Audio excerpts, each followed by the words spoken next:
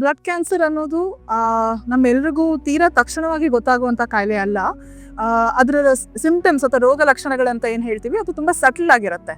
ಅಂದರೆ ಕೆಲವೊಮ್ಮೆ ಜಸ್ಟ್ ತುಂಬ ಹೆಚ್ಚಾಗಿ ಸುಸ್ತಾಗ್ಬೋದು, ಹೆಚ್ಚಾಗಿ ನಿದ್ರೆ ಬರೋ ಥರ ಆಗ್ಬೋದು, ವೆಯ್ಟ್ ಲಾಸ್ ಅಂತ ಹೇಳ್ತೀವಿ, ತೂಕ ಕಡಿಮೆ ಆಗೋದು, ಅಥವಾ ಬಾಡಿಯಲ್ಲಿ ಗೆಡ್ಡೆಗಳು ಕಂಡುಬರೋದು. ಇದು ಯೂಶಲಿ ಬ್ಲಡ್ ಕ್ಯಾನ್ಸರ್ ಲಕ್ಷಣಗಳು.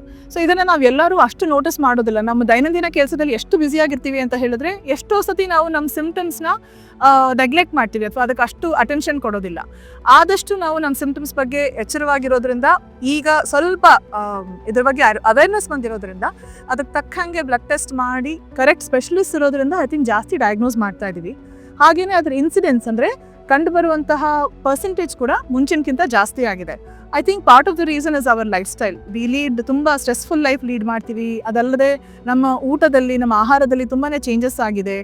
ನಾವು ನಮ್ಮ ಹೆಲ್ತ್ ಬಗ್ಗೆ ಮುಂಚಿನವ್ರು ಹೇಗೆ ಕನ್ಸರ್ನ್ ತಗೋತಾ ಇದ್ರೋ ಅಷ್ಟೇ ಕನ್ಸರ್ನ್ ತಗೊಳ್ತಾ ಇದ್ರೂ ನಮ್ಮ ಲೈಫ್ ಸ್ಟೈಲಲ್ಲಿ ತುಂಬಾ ಚೇಂಜಸ್ ಮಾಡ್ಕೋಬೇಕಾಗಿದೆ.